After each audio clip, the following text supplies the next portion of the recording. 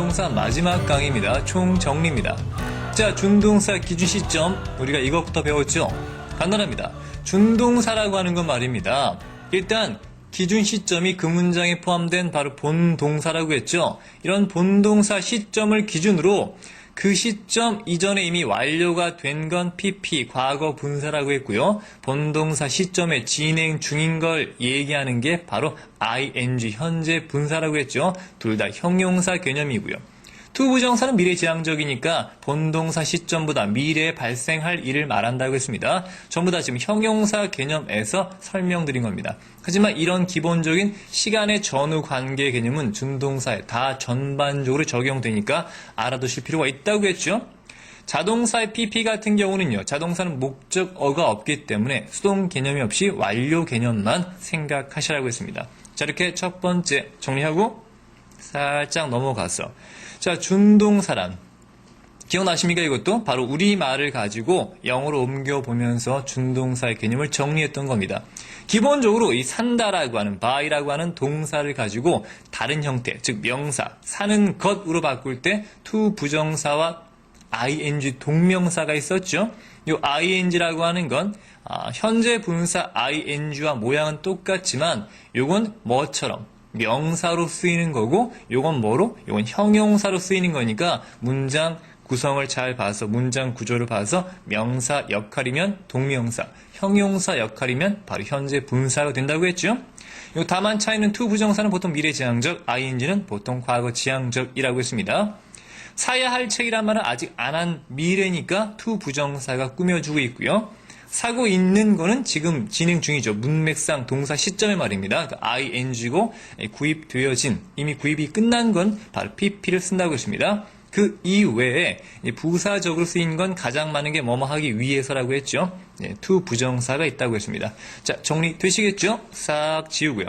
자, 준동사라고 하는 건 기본적으로 애초에 동사였던 게 와우, 동사가 아닌 다른 품사로 바뀐 거죠. 중요한 건 말입니다. 여하튼 동사가 바뀐 거기 때문에 동사의 의미가 포함되어 있습니다. 그래서 실제 동사와 똑같이 쓰이고 있죠.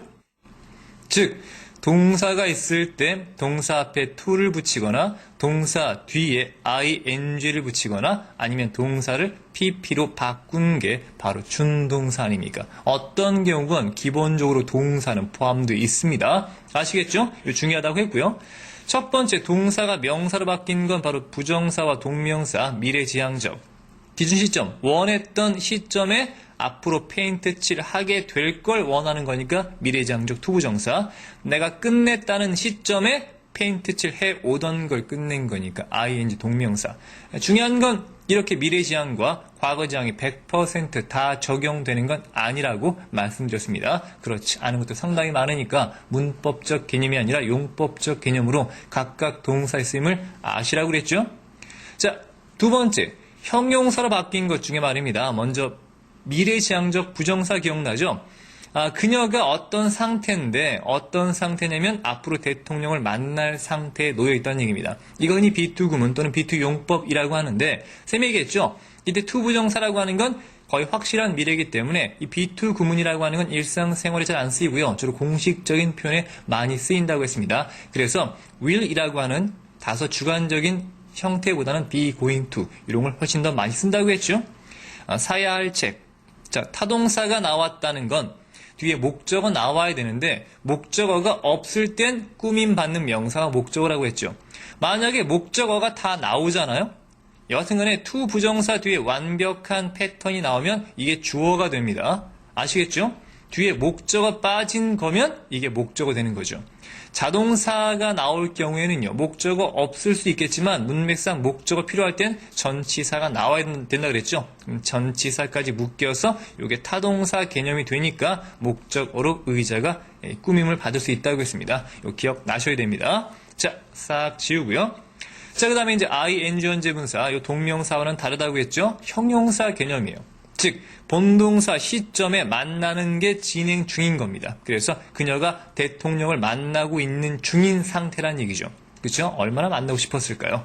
자, 마찬가지 잠을 자고 있는 아기, 피아노 치고 있는 소녀 등등입니다. 물론 여기 이제 주격 관계 대명사 비동사 후 was 이런 걸 생략한 개념으로 봐도 상관없다고 했습니다. 자, 그리고 뭐가 있습니까? 바로 이제 PP 과거 분사인데요.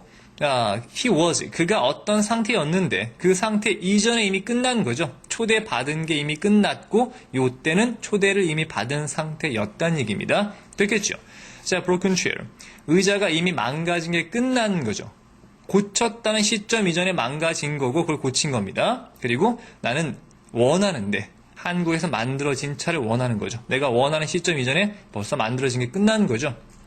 자, 수동 개념이라고 하는 건 의자가 뭘 망가뜨리는 게 아니라 당하는 거고 자동차가 뭘 만드는 게 아니라 만들어지면 당한 거죠. 다만 이 자동사의 PP 같은 경우는 수동의 개념이 없이 그냥 떨어져 버린 공이라고 해서 능동입니다. 능동과 완료라고 했죠. 중요한 개념이기 때문에 다시 한번 강조했습니다.